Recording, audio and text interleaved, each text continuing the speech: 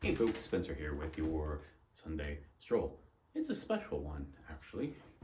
So, 5 artists: Taro Yamamoto, William Littlefield, Herman Merrill, Charles DiCarlo, Richard Florsheim.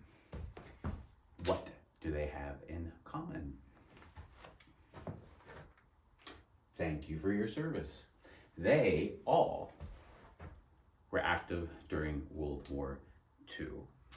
I read a lot, and one of the things I'm always in awe of is people who experienced wars, whether they were active in terms of fighting, whether they just participated, but the notion that people simply walked away from their lives, entered new ones, and stayed there for years working, and then came out and started a life anew.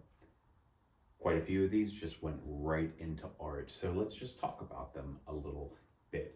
Now we know Taro Yamamoto, of course, Japanese American. He was actually in Japan. 1919, he went back to study. He was born in the States. 1919, came back in 1936. He joined the U.S. Army in 1941, and he stayed till 1946. Can you be a Japanese American in World War II, serving? Can you just imagine what that must have been like, given who we were fighting in World War II? Herman Merrill, don't know a lot. I just know that he did serve from 1942 to 1945 in the U.S. Army. Littlefield, interesting, right? We know he was basically out and gay, but in 1942, he was inducted into the U.S. Army. He was just before his 40th birthday. Can you imagine? Like just before 40, going into the Army because you had to. He went to Camp Pickett. Camp Pickett, he did all sorts of murals in the common room. He did paintings that looked like this. And then, interesting, didn't know, at some point, he actually became part of the military police at Camp Pickett, guarding German prisoners of war. Yow. Okay.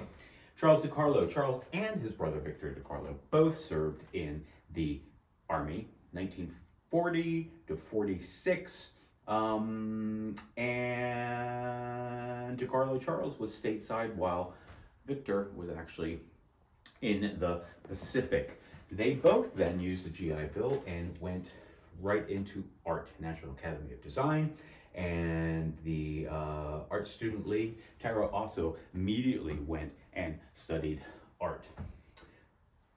Richard Florsheim. Richard Florsheim joined the Army in 1942, and he was in the Pacific Theater. And he was basically a cartographer, which I find really interesting. And then he actually had patents for a radar plane seeking technique that he developed.